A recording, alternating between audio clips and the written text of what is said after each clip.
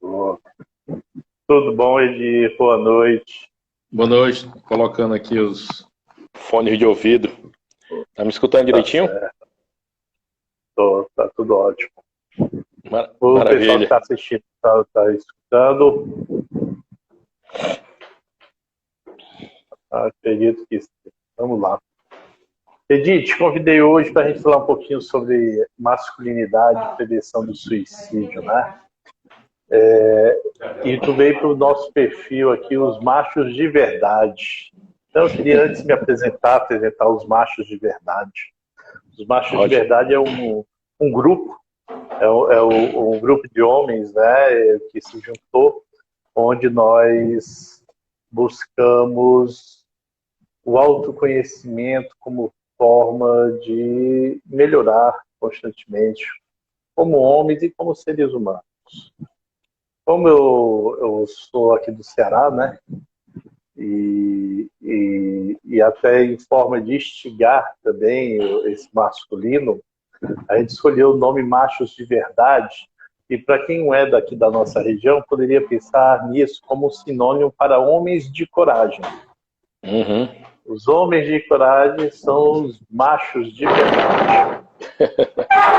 Meu nome é Leonardo, eu sou também terapeuta sistêmico, constelador familiar, Theta Healing, e o Edir Paixão, ele é palestrante, ele é mestre em saúde e além de várias outras coisas. O currículo dele é enorme. Eu sei que é advogado, é ator, é tenente dos bombeiros. Eu vou deixar que ele se apresente para vocês, fale um pouquinho dele, antes da gente começar o nosso tema. Boa noite, tá dando para me escutar direitinho aí? Tudo ok com o áudio? Aqui queimou uma das lâmpadas da minha sala aí, tá um pouco na penumbra aí, mas o que eu tenho para falar é muito mais importante do que ser visto, viu? Poderia ser só áudio. Tá? Tá dando para escutar direitinho, né, Leonardo? Tá, eu estou escutando super bem. Pronto, então vamos lá, né? Pessoal que vi aqui o pessoal entrando, a maioria já me conhece. Queria cumprimentar aqui o nosso amigo do Corpo de Bombeiros, Haroldo, né? Grande educador, né? Grande homem, né? A Tenente Rebeca aqui do Exército, os demais aí que estão presentes, né? E o bom das lives aqui que pode ficar gravado e outras pessoas podem assistir mais tarde, em outro horário, né? Vai ficar tudo salvo no IGTV. Ótimo. A gente sabe que nem sempre todo mundo consegue assistir ao vivo, né? A gente fica muito feliz que outras pessoas possam assistir depois. Então eu queria agradecer o convite, né? O meu nome é Edir, sobrenome é Paixão, né? Trabalho no Corpo de Bombeiros, como falou bem aí o Leonardo, né? Gosto de estudar, né? Tenho um mestrado em saúde pública na parte de prevenção de suicídios. E aí, muito relevante esse tema que o Leonardo nos traz hoje, que ele nos convidou, que é sobre masculinidade e prevenção de suicídios, tá? Eu queria falar só sobre esses aspectos aqui, essa nossa formação mais direcionada para isso, tá, Leonardo? E aí, no transcorrer da live, a gente vai dando exemplos aí da nossa experiência, né? Também da produção científica que a gente puder, porque o tema, ele se comunica, ele dialoga, ele transversaliza com inúmeras áreas científicas e não científicas também, tá? Religiosas, parte cultural, empíricas, tá? E tema muito relevante. A gente vai já saber por quê, né? Os números são muito impactantes em relação a isso, tá? Então, me considero aí pleiteando, contemplando a apresentação que você pediu, viu, Leonardo? Estou à disposição para você fazer perguntas, conduzir a live. Pronto. Tá? Okay? E aí, o que acontece? Quando esse nosso grupo, a gente começou a estudar, né, a gente começou a estudar vulnerabilidade, na verdade. A gente começou a estudar a dificuldade desse masculino em aceitar a sua vulnerabilidade, em poder chorar e tal. E aí a gente começou a pensar nas consequências, e aí a gente foi olhar para o suicídio.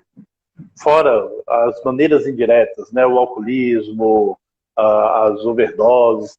E quando a gente foi olhar para isso, a gente se deparou com números muito alarmantes, porque a gente fala muito do suicídio, é um problema social, não é um problema individual, ao meu ponto de vista, mas o que nós percebemos é que é gritante o número, a representação desse masculino no universo do suicídio. Então, se tu pudesse já nos dizer o que é o suicídio, e a gente entrar nesse universo, né, desses números altos, o que é que motiva esses números altos, para a gente poder entender um pouco mais, eu fico grato. Bacana. Queria cumprimentar aqui, Leonardo, o nosso ex-aluno e colega de trabalho agora, o Carlos Roque, né, que é psicólogo. Diego Salles aí, nosso companheiro aí do Corpo de Bombeiros. Acredito que ele já entrou no Corpo de Bombeiros, ele estava na polícia, foi pro bombeiro. Depois ele pode dizer aí pra gente aí no chat aí, né? Prazer e honra em tê-los aqui, tá? E aí, esse seu pedido é um pedido muito relevante também de dizer o que é o suicídio, tá? E falar um pouco em relação à masculinidade e o suicídio, tá? O suicídio, gente, de acordo com a Organização Mundial de Saúde, é o ato deliberado de se matar, tá? Direto, né? O ato deliberado de se matar. Na publicação Prevenindo o Suicídio, um imperativo global, a gente vai encontrar logo na página 11 essa definição. E muito bacana que, atrelado à definição de suicídio, praticamente, né, na outra página a gente já encontra uma afirmação que é de um poder, que é de uma importância tremenda, que é: os suicídios são evitáveis. Então, estamos dizendo que é o suicídio, o ato deliberado de alguém se matar, e estamos dizendo, referenciado nas pesquisas da Organização Mundial de Saúde, que eles são evitáveis. Isso é maravilhoso, porque, note, muitas pessoas falam assim, né? 90% dos casos de suicídios podem ser evitados, 9 a cada 10 pessoas podem ser salvas. E, de fato, não existe uma publicação científica com esse número exato. Você quantificar e dar uma exatidão nesse número, quando você está lidando com ciências humanas, e o suicídio ele transversaliza, ele dialoga com inúmeras ciências, como a gente falou aqui agora, e principalmente com as ciências humanas, é algo que não se sustenta, tá? Uhum. Isso é uma pesquisa muito respeitada, que vai dizer que em 90% dos casos de suicídios, nós vamos encontrar o adoecimento mental. E aí, por consequência, muitas pessoas pensaram: olha, se eu trato o adoecimento mental, eu evito o suicídio. É uma conclusão bem interessante. Mas não só adoecimento mental produz suicídios. A OMS ela vai nos dizer que o suicídio ele é multideterminado, multicausal, complexo, plural. Ele tem múltiplas causas. Aquilo que a pessoa diz que é a única causa é o que nós chamamos de gatilho. A pessoa está com vários problemas, tem um fator de risco precipitante, uma perda de emprego, uma separação, né, um luto de alguém, né, que amava muito, e aquilo ali é um gatilho para crise suicida, para tentativa de suicídio. Na verdade, essa pessoa já tinha outros fatores que interagiam e deixaram esse indivíduo num limite, como se fosse um copo d'água cheio, vem uma gota d'água e transborda. É o gatilho. Tá? É o gatilho. Então, muito relevante a gente entender da conceituação do suicídio, que essa é uma definição, uma conceituação da Organização Mundial de Saúde. E existem outras. À luz da sociologia, como vai definir Emily Durkheim, à luz da filosofia, tá? Como vai nos passar Albert Camus, por exemplo, um dos que vai falar sobre isso. Na literatura, com Shakespeare, to be or not to be, ser ou não ser. Poucas pessoas, infelizmente, sabem que esse ser ou não ser é viver ou não viver, viver ou morrer, viver ou matar-se. Uhum. Olha só, e o tema suicídio e casos de suicídio vão estar presentes na obra shakespeariana e em vários livros. Por quê? Porque esse to be or not to be, esse ser ou não ser, tem a ver com isso, viver ou não viver. Albert Camus, no livro O Mito de Sísifo, tá? Ele vai dizer que a pergunta filosófica mais importante é: por que eu vou viver porque não vou me matar, porque não vou morrer por suicídio. Tá? Então, é muito, muito importante que saibamos que existem inúmeros modelos explicativos para o que seja suicídio. Tá? O Caroline Muniz está perguntando, então, um ponto comum dos suicídios é um rompimento. Sim, um rompimento, porém, presta atenção, Muniz, o suicídio ele é um processo. Ele vai ter um momento de ruptura de impulsividade, mas ele é um processo, ele se constrói. E as pessoas, na maioria das vezes, eles dão sinais verbais, diretos e indiretos, comportamentais, diretos e indiretos. Eles comunicam o ato suicida. Então, ele é um processo. Até no suicídio eminentemente impulsivo, que é aquele que a pessoa nunca pensou, mas se viu com uma situação chocante, e aí a gente vai falar agora de masculinidade, vamos entrar na masculinidade agora, falando sobre essa conceituação, tá? Do suicídio eminentemente impulsivo, Leonardo e queridos companheiros e companheiras que estão assistindo aqui a live. Imagine um homem muito macho, né, Leonardo, que porta uma arma de fogo, né, que chega à sua casa e flagra a mulher com um amante. E aí ele tem esse rompimento, um rompante, impulsividade, nunca pensou em suicídio na vida dele. Ele se depara com essa cena, puxa a arma de fogo e mata a mulher e o amante. Gente, eu tenho quase certeza que a maioria das pessoas que estão aqui assistindo a gente, que vão assistir um dia essa live, devem ter ouvido falar de algum caso desses. Matou a amante, matou a mulher, em seguida o que é que essa pessoa faz? Procura uma fuga, né? Procura uma fuga através do suicídio. Em muitos e muitos casos. Feminicídio seguido de suicídio, ou homicídio seguido de suicídio, tá? E aí muitas pessoas dizem, matou porque era macho, lavou a honra com sangue, porque era muito homem. Infelizmente existe ainda essa concepção. Na realidade, o que o indivíduo fez foi destruir a vida de dois seres humanos e, por consequência, a dele também. Tá? Porém, se ele sobrevive, ele pode reconstruir essa vida.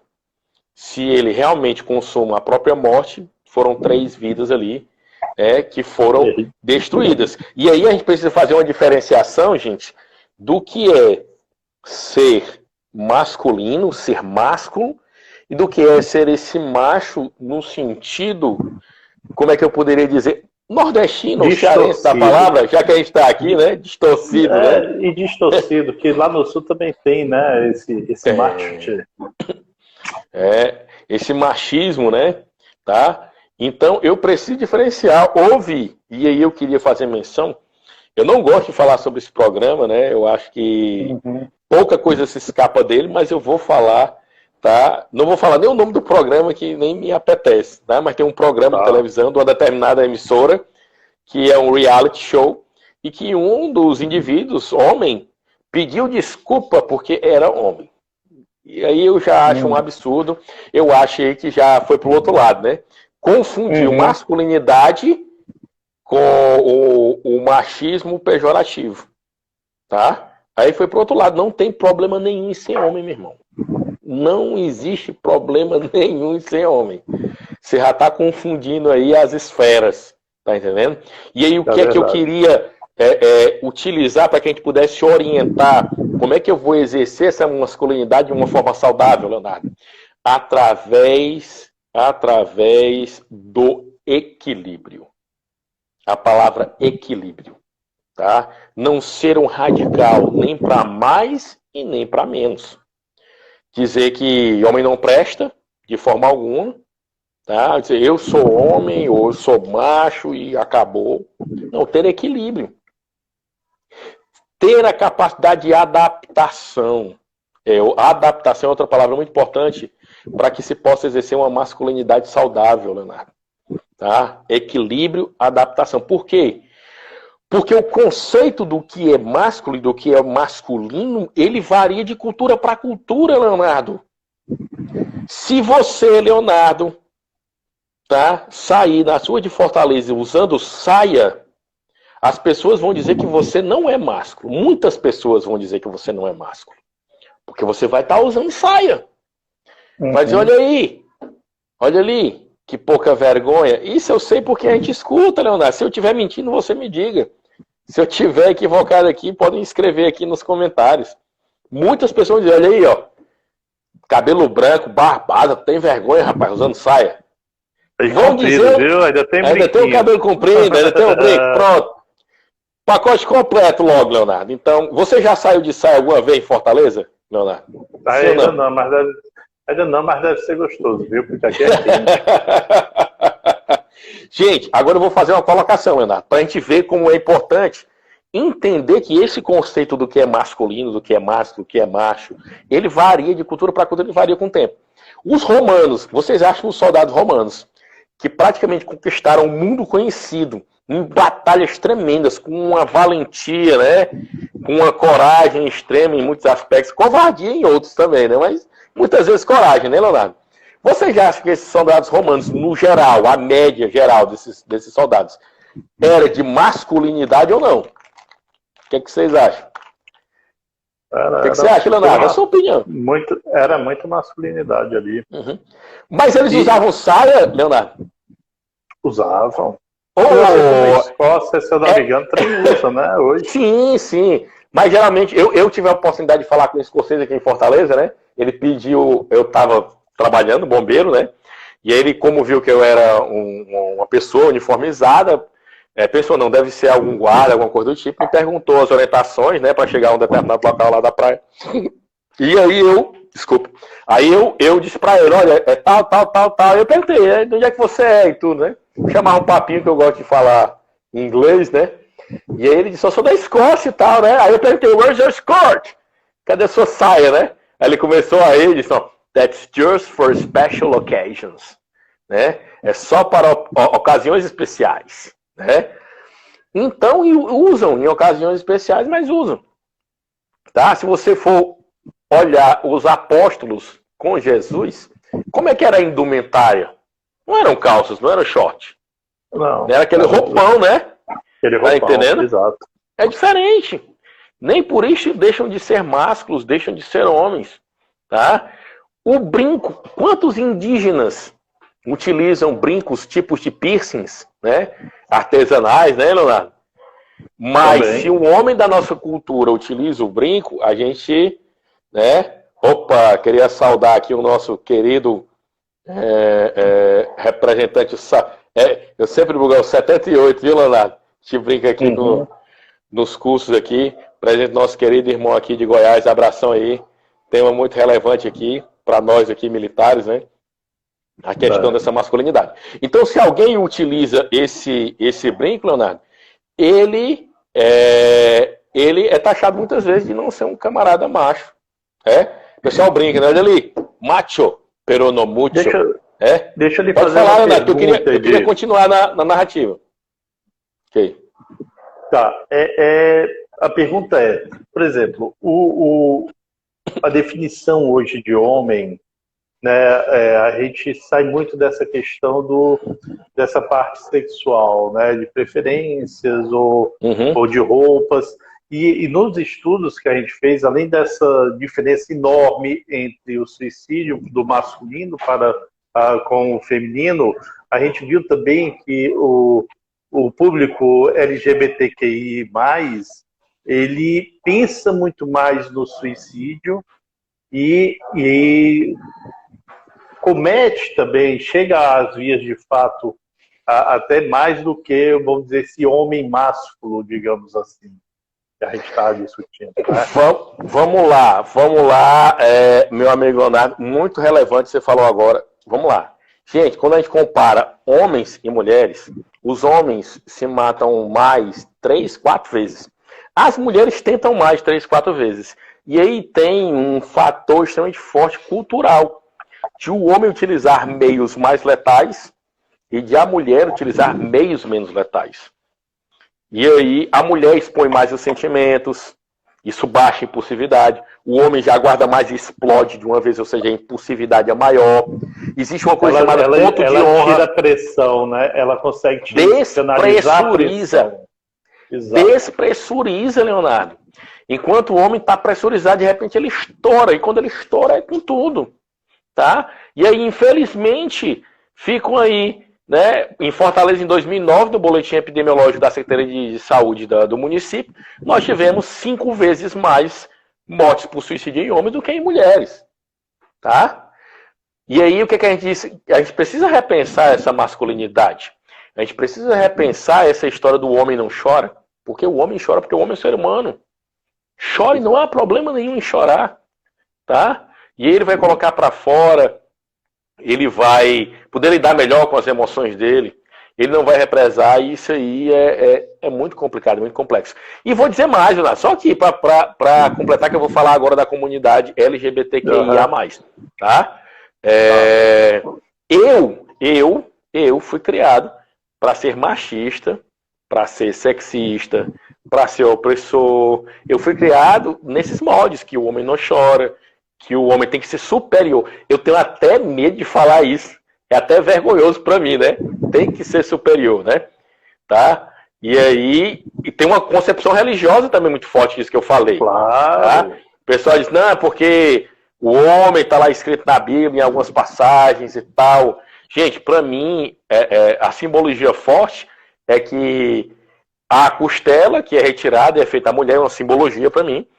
E que essa costela está na parte mediana do homem, está do lado. Ou seja, a mulher e o homem estão lado a lado. Tá? E se quiser tirar onda com a gente, né, Leonardo? Fez o homem primeiro para treinar, né? Primeiro veio o rascunho, depois veio a obra de arte, que é a mulher, né? É verdade. Tá certo? A gente precisa desconstruir e reconstruir, porque isso acontece naturalmente. Então nós temos esse poder. Para quê? Para que alcancemos um estado de bem-estar melhor. Eu vou deixar você falar, que eu queria falar um pouco também sobre a comunidade LGBTQIA+. Não, era só uma observação dentro disso que você falou. Não é só a questão da gente chorar. Eu passei 20 anos sem chorar. Até um dia, e teve um dia e eu apertando aqui, né, e a lágrima querendo escorrer, e eu segurando a lágrima. Aí tinha um terapeuta comigo, ele chegou no meu vídeo e falou assim: Deus colocou essas porra dessas glândulas para funcionar. Eu soltei. E deixei a lágrima escorrer. É muito interessante. O que eu queria acrescentar é o seguinte: não é só o homem aprender a chorar, é o homem aprender a trazer de dentro dele o que ele sente, suas emoções. Ele aprender, até entender o que ele está sentindo, né? Leonardo, eu sou ator de teatro, né? A minha esposa também é atriz, e a gente participa de um grupo de teatro. Inclusive, queria recomendar aqui 2 filmes pra gente dar um filme pra gente dar uma risada, muita risada, que é o Cabras da Peste, né? Muito bom. Que tem lá a nossa atriz, a Carolina Geraldo, que era do Grupo Lema, né? Que a gente participa. E o filme Snowpiercer, Expresso do Amanhã, tá? Tá na Netflix, são dos 2, que é com a Larissa Rogério, também do Grupo Lema e tal. E eu tinha uma dificuldade muito grande para me emocionar no teatro por causa dessa construção, né? De uma vida inteira.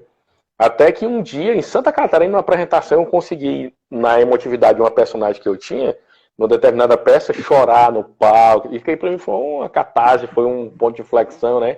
Foi fantástico. E não há problema nenhum. Tá certo? Depois enxuga a lágrima, como você mesmo falou, Deus colocou, então é para que seja usado, tá? Exato. E eu vou dizer uma coisa, eu não vou nem falar, como você falou, Leonardo, o homem ia aprender a chorar. Todos nós já sabemos chorar, a meu ver, nós devemos nos permitir chorar. Verdade. Tá certo? Eu queria falar aqui, Leonardo, sobre a comunidade LGBTQIA+, que tem um alto índice, né? 30%, 40% a mais, né? De suicídios do que as populações a que pertencem, geralmente as pesquisas vão dizer isso. E queria dizer que essa população, ela sofre muito preconceito e discriminação. Preconceito todos nós temos. Se você me observar, se estiver no restaurante, eu estiver fardado de bombeiro no restaurante almoçando, alguém se engasgar, vocês vão correr para quem para pedir ajuda? Para você. Porque eu vou estar fardado, você nem me conhece, você viu que está fardado de bombeiro. É porque você tem um preconceito, não é não? É um preconceito positivo. É bom. Exato. Isso. é bom. Todos nós temos preconceitos negativos e positivos, destrutivos ou benéficos. E a discriminação é quando eu utilizo esse preconceito para prejudicar alguém. Aí é o problema. Uhum. Então eu queria diferenciar aí preconceito. Não tenham, não se martirizem, não se culpem por terem preconceito. Todos nós temos. Tá? Não deixem que esse preconceito vire discriminação, tá? Vindo a prejudicar alguém. Isso aí é uma lição que eu aprendi com o desembargador federal do trabalho, Dr. Emanuel Furtado, desembargador federal do trabalho, tá? Professor lá da Universidade Federal do Ceará. Tá? Gosto muito dessa classificação, porque às vezes a gente se culpa porque tem um preconceito. Não, normal. Tá? Acontece. Uhum. Eu tenho só que saber lidar melhor, tá, com isso, procurar conhecer antes de julgar e evitar que isso se transforme numa discriminação. E essa comunidade LGBTQIA+, ela é muito discriminada, incompreendida, agredida, violentada. E isso causa sérios problemas, inclusive do ponto de vista religioso também, né? Se a gente for pegar, existem passagens bíblicas que fazem menções a proibições e tudo, e aí existem traduções, interpretações que podem ser diversas, tá? Dependendo da interpretação que você vai dar, isso pode ser totalmente proibido, pessoas vão achar que vão para o fogo do inferno, e aí, meu amigo, os processos de culpa e de autoagressão, autolesão e tentativa de suicídio. Tentativa de suicídio. Tá? Eu conheço casos aqui na cidade de Fortaleza, inclusive, de suicídios consumados, tentativas de suicídios, por pessoas não se aceitarem e viverem um conflito religioso, tá certo? Então, eu acho que a gente precisa ter muita calma e acolher e não condenar. Porque quem vai julgar, e aí eu vou falar do pouco que conheço acerca do cristianismo, quem vai julgar é Deus. Então, que nós não julguemos, que nós façamos o acolhimento, tá, dessas pessoas, e a gente precisa conhecer para poder prevenir. A gente conhece pouco acerca dessa comunidade, tá certo? Das pessoas que fazem parte. A maioria das nossas famílias tem pessoas que pertencem, tá, ao movimento, à natureza, né, LGBTQIA+, precisamos compreender para poder prevenir. E aí o que é que eu digo? Para diminuir o preconceito negativo, para que possamos acolher, e se você for um religioso, e se você for um religioso do cristianismo, e aí você entrega na mão de Deus, você acolhe, tá? Como Jesus acolheu a todas as pessoas. Eu estou falando isso aqui de um ponto de vista científico, inclusive, tá? Que isso aí vai ajudar quando você tem uma crença, e essa crença é uma crença na imortalidade, na vida após a morte, isso geralmente se torna um fator protetivo. Mas se a pessoa não se dá bem com essa crença está martirizando essa pessoa, a religião, aí vai virar um fator de risco. É o que a gente chama de inversão de fator. Tá? Então é muito importante que os terapeutas, os psicólogos, as pessoas que acolhem tenham esse entendimento. Tá? Para que não venham julgar, não venham condenar, não venham martirizar, venham sim acolher. E deixe os julgamentos aí para quem acredita em Deus nele. E se você não acredita em Deus, ficou mais fácil ainda, Leonardo. Porque para quem não acredita em Deus, não tem esse julgamento, né? Não tem barreiras, não terão essas regras. Tá mais tranquilo ainda, né? Tá ok?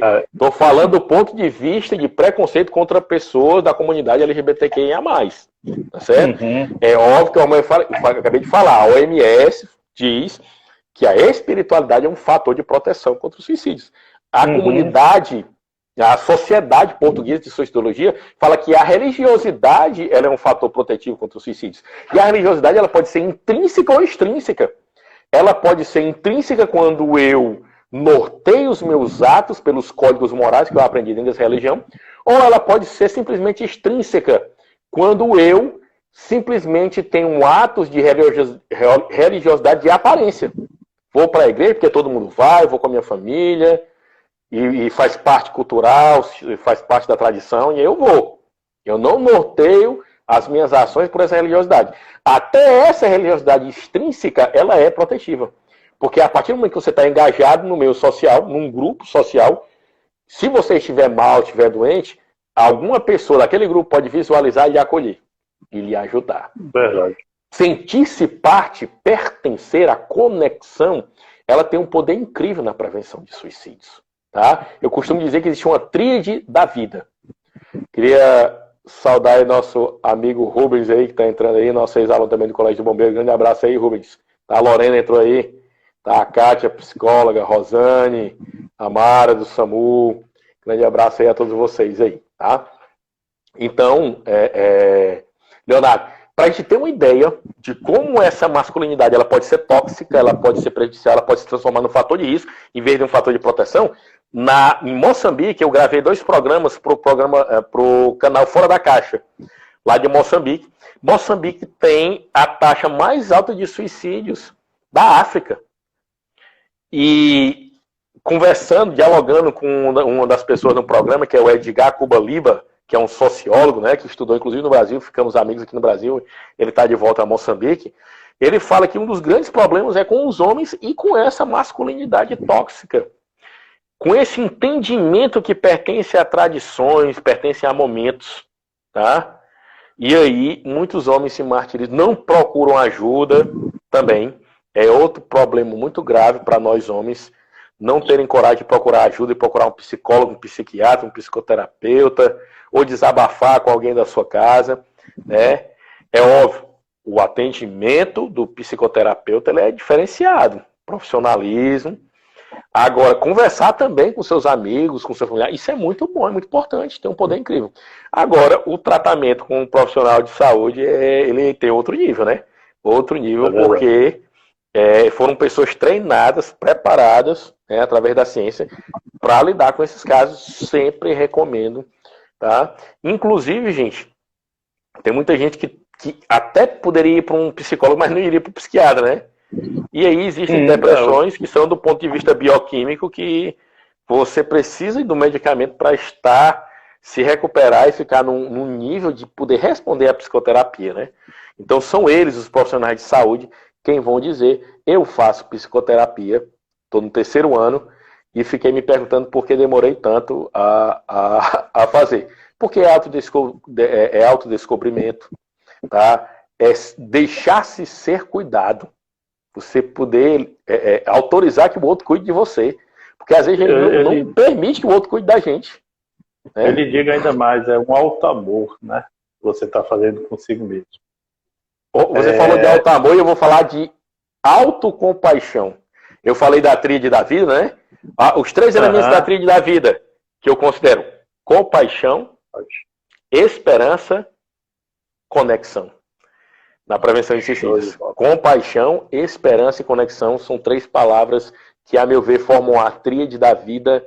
E quando você se deparar com alguém que sofre, que tem ideações suicidas, lembre-se de demonstrar compaixão, de fazer criar, de fazer suscitar esperança.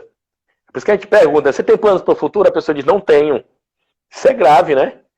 Porque nós vivemos de sonhos, de esperanças. Então, quando você marca um compromisso com uma pessoa, olha, eu quero conversar com você semana que vem, eu quero ir para um cinema, quando a gente podia ir para o cinema, você pode ir para o cinema, olha, eu quero conversar com você. Hoje tudo está mais difícil com a pandemia, né, gente? Temos que entender que é um momento duríssimo. Temos que validar os nossos sofrimentos, viu? São válidos. Tem uma analogia para ninguém. Pode dizer, Ana. Tem uma analogia muito legal. Quando tu falou de tu estar fazendo há 3 anos, a psicoterapia até perguntou quem já está fazendo há mais tempo. E todos que estão aqui assistindo, de alguma forma, ou estão assistindo para si, ou pensando em aprender um pouco mais e, de repente, ajudar também outras pessoas. E nesse ajudar outras pessoas, eu gosto muito da analogia do avião.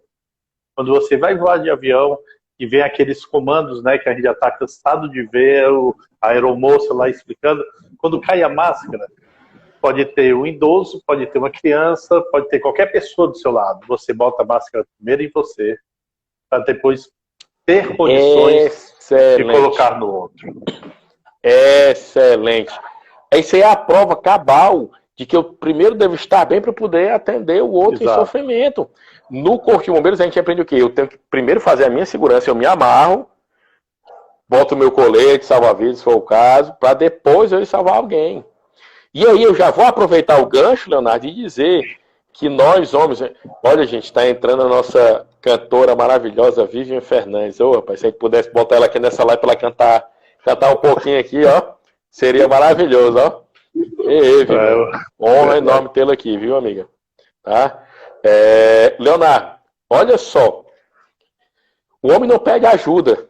Presta atenção. Não vou pedir ajuda, eu sou homem. Ou macho, né? Aí as pessoas falam também, ó, fulano tá fazendo isso só para chamar a atenção. E eu gosto muito do exemplo de bombeiro, que é o seguinte: eu tô lá na praia, trabalhando de guarda-vida, o Leonardo está lá, banhista. Leonardo, você começa a se afogar, Deus te livre e guarde. E aí o que é que você faria, Leonardo? Você vendo que eu estou lá de guarda-vida lá, uniformizado, tá? Você está se afogando. O que é que você faria me vendo lá do lado de fora e você se afogando dentro da água? O que você faria? Rapaz, era sacudir os braços e gritando, o mais rápido que eu pudesse. Pronto. Você faria isso para chamar a atenção? Com certeza. Gente, queria mandar um abraço aqui para nossa querida Joana Prada, da Faculdade Rodolfo Teófilo, pessoal do Bombeiros de Palmas, do Tocantins aí, ó. Abração aí, pessoal de Tocantins, mora no meu coração aí. Tá? Abração. Leonardo, para chamar a atenção. Porque se você não chamar a atenção, você não vai obter o socorro. E não obtendo socorro, não conseguindo socorro, você vai morrer. Então, quando a pessoa está em crise e pede socorro, chama a atenção, ela está só querendo chamar, não está querendo chamar a atenção, porque se não chamar a atenção, não vai receber o socorro, não recebendo socorro, vai morrer. E aí, as emoções são tão importantes, essa educação emocional, que a tristeza, olha só o que eu vou falar agora na nossa evolução, a tristeza se expressa no nosso rosto, na nossa postura, no nosso comportamento. As pessoas que estão ao nosso redor percebem que você está triste e vão oferecer ajuda. Fulano está triste, eu não vou ofender agora, eu vou acolher. Olha, o fulano está chorando. Vou oferecer a minha mão, um ombro amigo, um ouvido acolhedor. A emoção comunicou para quem está ao redor que aquela pessoa está precisando de respeito, de um momento, né, de resguardo, de um apoio. E a emoção, gente, de acordo com o Dr. David Matsumoto, que estuda as emoções há mais de 30 anos, né, que escreveu vários artigos e o livro Non-Verbal Communication, Comunicação Não Verbal, tá? Ele vai dizer que a emoção é uma reação automática, involuntária e imediata a fatos que são importantes para nós, tá? Então, se você observa um cachorro, um pitbull no meio da rua, você normalmente sente medo, porque ali é uma potencial ameaça para você. Você está dentro de um carro, vê um caminhão vindo na sua frente, você sente medo. E aí você tem uma reação de desviar o seu carro que vai salvar a sua vida, através do medo. A tristeza, como eu falei agora há pouco, vai possibilitar um socorro. O nojo, a emoção do nojo em crianças, tá? A criança sentiu o cheiro de um alimento que está apodrecido, ela faz uma cara de nojo. As próprias excreções da criança numa fralda, ela olha, sente o cheiro e faz uma cara de nojo. Porque se ela... Olha só, o nojo produz o distanciamento. Se ela toca naqueles excrementos, naquelas excreções, num alimento apodrecido, ou come aquele alimento, ela vai ficar doente. Ou seja, essas emoções são eminentemente necessárias para a nossa sobrevivência e para a nossa proteção pessoal. Já parou para pensar nisso, Leonardo? Olha só que coisa fantástica. É o medo saudável, né? Aquele medo que nos ajuda, não aquele que paralisa. Não que paralisa, que aí é o radicalismo, é o pânico, né? O pânico, ele é prejudicial. Tem uma analogia que eu vi fazendo sobre suicídio, né? Da pessoa que está passando por esse suicídio, por esse processo, que foi a analogia feita a dor de dente. Eu gostei muito daquela analogia. Para a pessoa entender o que se passa. Né? Essa analogia é muito importante e você vê que em nós, homens, geralmente ela é mais forte, Leonardo, né? Porque nós somos mais impulsivos. Tá? A pessoa está com a dor de dente e aí, se essa dor de dente ela chega a um patamar, um nível agudo, crítico, a dor é tão grande, quem já sentiu dor de dente sabe o que eu estou falando. E você é capaz, para parar a dor, de chegar para o dentista e dizer, olha, arranca. Aí o dentista vai dizer para você, mas eu não tenho anestesia. Arranca de qualquer jeito. Sem anestesia no osso, né? Como se diz aqui no Ceará, né? No cru. No cru. Né? No cru, né? Na carnificina. Pode arrancar esse dente, meu irmão, que eu não aguento mais. Agora você imagina a crise suicida, essa dor emocional, psychic, que vai dizer Edwin Schneiderman, psicólogo americano, pai da suicidologia, né? A psyche, que é a dor psíquica aguda, crítica, né? O indivíduo com essa dor aqui, ele está doendo tanto, tanto, tanto, que eu queria arrancar essa cabeça desse corpo. Tá? E aí a pessoa pensa, né? Se eu exterminar o corpo, eu extermino a dor. Na realidade, a pessoa entra em ambivalência, querer morrer e querer viver, porque na verdade ela quer matar a dor, ela quer suportar aquele momento. Tá? E é isso que vai dizer Edwin Schneiderman, principalmente no seu livro A Mente Suicida, né? Que é um livro fantástico. Tá? A Vivian colocou aqui, independente de orientação sexual, o ser humano precisa de outro e buscar essa ajuda. Muito interessante, Vivian, o que você falou agora, porque nós precisamos desse contato, do abraço, e nós estamos vivendo um distanciamento físico e muitos estão de fato isolados socialmente. Eu não gosto da expressão isolamento social, eu acho menos prejudicial a expressão distanciamento físico. É importante o distanciamento físico, mas eu estou aqui conectado com trocentas pessoas, com a própria Vivian. Tô lá curtindo, batendo palma nos vídeos dela. Se puderem, sigam o Instagram da Vivian para poderem relaxar com as músicas da Vivian. Coloque depois aí o seu Instagram, Vivian, para nós. O pessoal poder seguir lá, o Spotify, que seja, né? Vivian é uma cantora fenomenal. E a música, existe a música terapia, né? A música tem o poder de curar, né? Uma das primeiras pessoas que me disse isso com ênfase muito forte foi a própria Vivian, né? Ela disse, olha... Edi, eu acredito que a música, né, quando eu canto, eu tenho um poder, né, de transmitir paz às pessoas, inclusive a própria cura, e muitas vezes, né? Eu acho isso fantástico, tá? Vou colocar aí depois, Vivian, o seu Instagram, o Spotify, etc. E aí, Leonardo, essa questão da masculinidade, né? Homem canta, né? Homem canta grosso ou canta fino? Se cantar fino, não é homem? Interessante, né? Diga aí pra mim, fala aí. Teve uma coisa que me chamou muita atenção,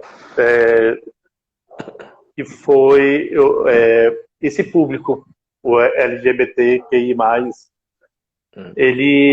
o que eu percebo do pouco que eu li sobre o assunto é que tem a questão das crenças, né, que geram muito conflito interno, mas tem também, por exemplo, a questão do não se sentir pertencente, que às vezes já começa desde a família e vai para a sociedade.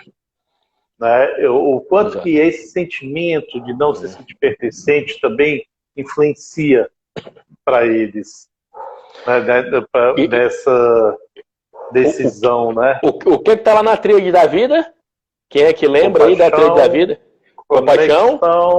Conexão e esperança.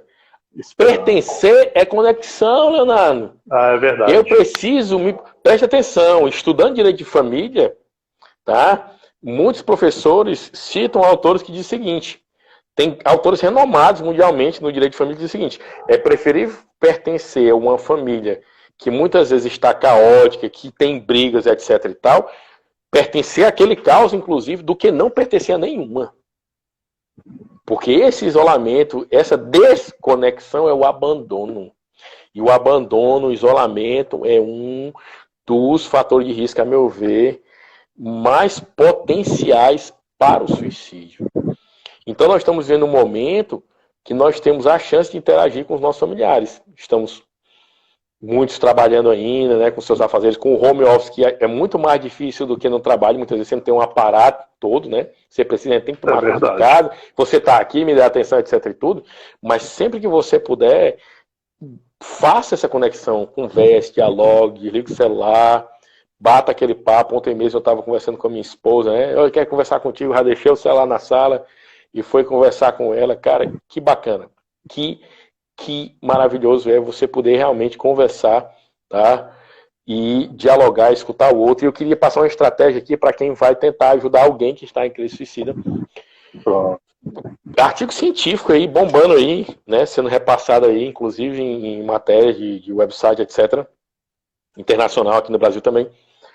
3 vezes por semana, uma ligação de 10 minutos para alguém que está em crise. Reduziu ansiedade, depressão e tentativa de suicídio.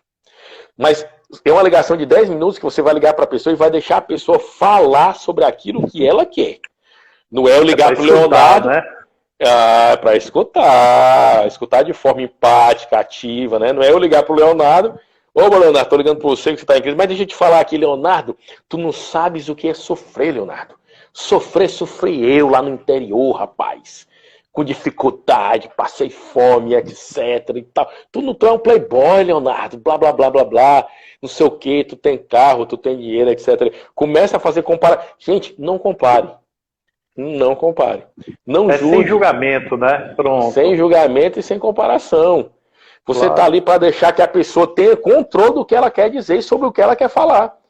E você vai tentar validar aqueles sentimentos, respeitá-los, tá? Não julgar, não comparar e acolher aquela dor, tá? 10 minutos, 3 vezes por semana, um poder incrível. Pode ser todo dia? Pode. Quando a pessoa vai saindo da crise, você vai espaçando os telefonemas até voltar a uma normalidade. É dia a pessoa sair da crise total, não telefone mais para ela. Não, meu amigo, não estou mandando você ficar de mal da pessoa, não. Estou falando que no momento de crise, essa conexão tem um poder gigantesco. E a gente fala de criar esperança, se você puder marcar compromissos, criar esses compromissos, planejamentos, sonhos com essa pessoa, tem um valor tremendo. Leonardo, eu fiquei preocupado com o tempo, você está marcando aí o tempo, eu queria só saber mais ou menos quantos minutos nós temos.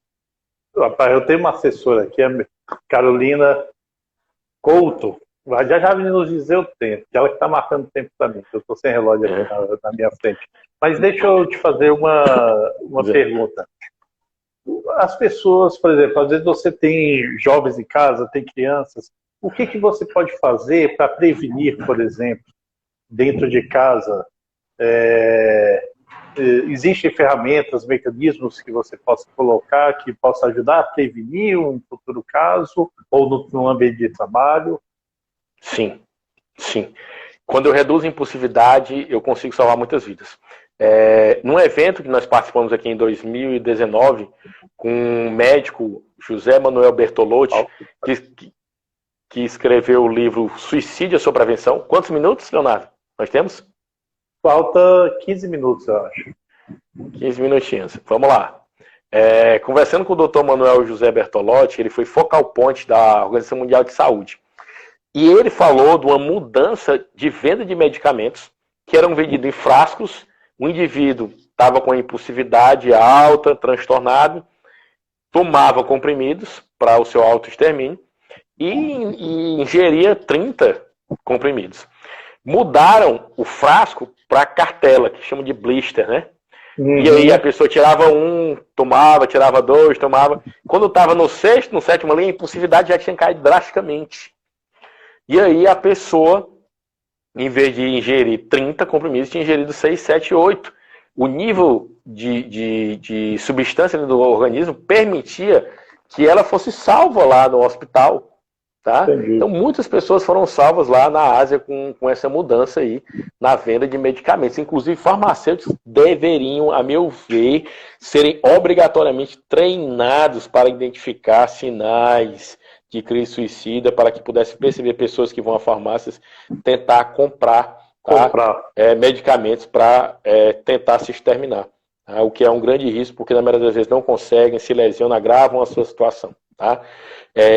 Vendo hoje os meus grupos sociais, eu encontrei um chocolate para venda na Páscoa de uma determinada marca, inclusive internacional, famosa, que o nome do chocolate aqui no Brasil era chumbinho, porque tinham pequenas bolas. Gente, é um absurdo um negócio desse, né? Porque o chumbinho, a meu ver, era para ser proibida a venda dele, tá? No mercado, porque em muitos casos de tentativas de suicídios através do chumbinho, tá? E aí a gente vê, né, um absurdo, o nome do chocolate que é para ser ingerido, causando um gatilho tremendo em muitas pessoas que estão em sofrimento, principalmente nessa época pandêmica, né? Ainda não foi cerceado, né? Existe uma briga muito grande, uma luta muito grande para que seja controlado. Isso precisa ser controlado. Falando em impulsividade, para você ter ideia, né, o capitão Major, né? Major Roberto Hugo, do Corpo de Bombeiros, fez uma pesquisa muito bacana, eu fui orientador de trabalho dele, né? Da pesquisa científica sobre contenção mecânica em prevenção de suicídios. E aí ele conseguiu identificar pesquisas suicídios com sobreviventes de suicídio que se jogaram de locais de altura, né? Que é difícil, pontes, etc. E que disseram que se não tivessem tentado suicídio naquele ponto, não tentariam em outro canto. E aí, gente, existem trabalhos científicos que falam que o tipo de método do suicídio, ele está muito ligado com o tipo de sofrimento da pessoa. A pessoa que tem um problema de falar um segredo, uma coisa que quer encobrir, etc., pode tentar por enforcamento. Uma pessoa que se sente imunda, que fez alguma coisa que se sente imunda, pode tentar por fogo. Tá? Uma pessoa que está com um problema na mente, sente que é a mente, né, que está... pode utilizar arma de fogo e por aí vai. Tá? Muitas vezes existe uma comunicação no método. Tá? E aí, quando eu produzo barreiras mecânicas, coloco cercas, plantas, inclusive, né, na Coreia do Sul, numa ponte chamada Ponte da Morte, que mudou de nome para Ponte da Vida, né, colocaram letreiros luminosos, as pessoas chegavam, os letreiros acendiam por presença do eletromagnetismo, né, a presença da pessoa, o campo ali, acendia automaticamente essas lâmpadas com mensagem de conexão, de vida, né, de esperança. Houve uma redução de 85% de suicídio nessa ponte. Né? E a gente vê que é muito válido. Às vezes, pequenas ações, né? Pequenas ações que têm um impacto tremendo, né? Queria mandar um abraço aí para nossa psicóloga Kátia, lá de Campinas, né?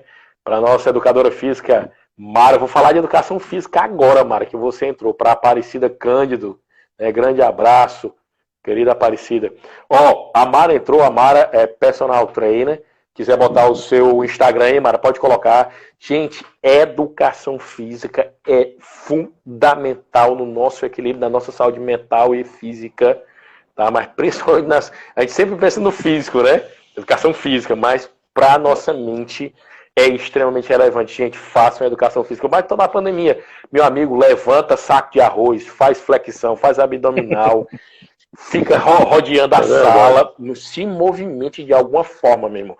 Vá varrer a casa, tá entendendo? Vá arrumar o estante, porque nós precisamos nos movimentar. O corpo foi feito para o movimento. Através do movimento, nós conseguimos liberar neurotransmissores, endorfina, serotonina, tá? E esse momento é um momento que a gente está aprisionado, né? Eu sei que é uma palavra pesada e tudo, mas a gente precisa repensar, tá? E cuidar da nossa saúde com toda a dificuldade, dar-se um jeito, né? E praticar. A própria Mara, né? Ela trabalha aí com elementos de residência de casa, né? Para a pessoa praticar essa educação física. Então isso é fabuloso. Queria mandar um abraço aqui para o nosso grande coronel Gugel, que entrou aqui, ex-comandante geral do Corpo de Bombeiros. Uma honra tê-lo aqui. Um dos grandes responsáveis pelos trabalhos que nós temos hoje no Corpo de Bombeiros foi o coronel Gugel, um pioneiro aí, tá? Nas ações aí de prevenção de suicídio, sempre nos apoiando, nos dando suporte. Gratidão em tê-lo aqui, coronel. Grande abraço. Tá? Leonardo, vamos lá para nossas perguntas finais. Eu sinto que o tempo está se esvaindo. No meu relógio faltam 5 minutos. Passou rápido, hein? Passou rápido. Passa muito rápido essas coisas, né? Quando o assunto é bom, passa rápido.